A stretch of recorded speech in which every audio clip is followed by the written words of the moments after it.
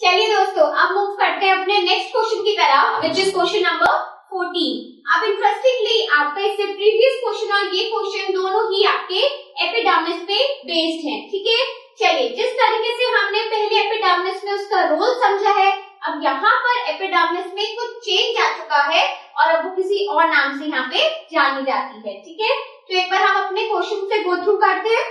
How does the cork act as the protective layer? तो यहाँ पर प्रोटेक्टिव लेयर में हम किसकी बात कर रहे हैं? कॉर्क की बात कर रहे हैं, या फिर आप कह सकते हो bark of a tree। तो आपके जो ब्राउन वाला पार्ट होता है किसी भी प्लांट का, ट्री का जो सबसे बाहर का पार्ट होता है, अब वो पार्ट के बारे में हम बात कर रहे हैं कि किस तरीके से वो एक प्रोटेक्टिव लेयर की तरह काम करता है, ठीक है। तो इसमें हमें सबसे पहले ये जानना जरूरी है कि एपिडर्मिस में क्या चेंज आया है। तो क्योंकि हमारा प्लांट ग्रो कर चुका है, एज इट बिकम्स ओल्डर, उसकी जो एपिडर्मिस है वो कुछ सर्टेन चेंजेस को अंडरगो करती है, यानी कि कुछ सर्टेन चेंजेस उसके अंदर आ जाते हैं, जिसकी वजह से जो एपिडर्मिस है वो सेकेंडरी मेरिस्टेम टिश्यू में बदल जाती है।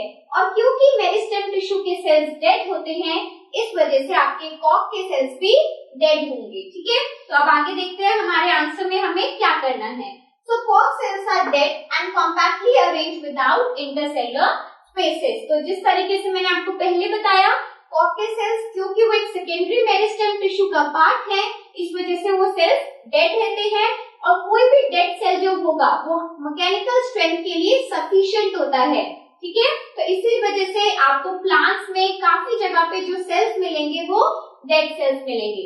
चलिए मूव करते हैं इसके बाद। They provide mechanical strength and prevent injury। यही मैंने अभी आपको बताया कि क्योंकि वो सेल्स डेड हैं और हमारे डेड सेल्स के अंदर इतनी ताकत होती है, बेसिकली प्लांट के डेड सेल्स के अंदर इतनी ताकत होती है कि वो प्लांट को मैकेनिकल स्ट्रेंथ प्रोवाइड कर सके।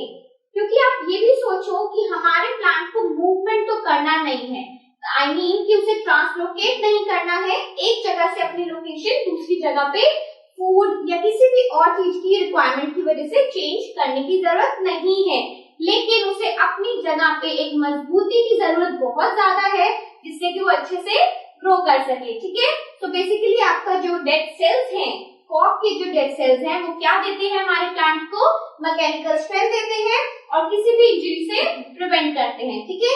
चलो, so they contain a chemical substance fibrin in their walls that makes them impervious to the gases and water। Also उनका हमें एक और फीचर जानने को मिल गया है। क्या फीचर है? कि they contain a chemical substance। कौन सा केमिकल सब्सटेंस है? अब ये आपसे पूछा जा सकता है कि आपके ये आपसे नेम द फॉलोइंग में भी आ सकता है, वन वर्ड में भी पूछा जा सकता है और आंसर में तो आपको मेंशन करना ही है। तो कौन सा केमिकल सब्सटेंस है जो कॉर्क हमारे कंटेन करते हैं? फिब्रिन कंटेन करते हैं। और इसका क्या फायदा है, क्या फंक्शन हमें मिलता है? वो इनके वॉल्स में पाया जाता है and it makes them impervious to the gases and water, यानी कि हमारी गैसेस और वाटर का जो लॉस है वो प्रिवेंट करता है कौन? ये केमिकल सब्सटेंस, ठीक है। अगर हमारे प्लांट के बीच में अंदर पानी या कुछ गैसेस हैं और वो हम चाहते हैं कि बाहर ना निकले, तो उसके लिए केमिकल सब्सटेंस रोल प्ले करता है, ठीक है। So this is all about the cork, कि किस तरीके से कॉर्क आपका प्रोटेक्टिव लेयर की तरह काम करता है, ठीक है। सो बने रहिए हमारे साथ। Will move on to the last question now.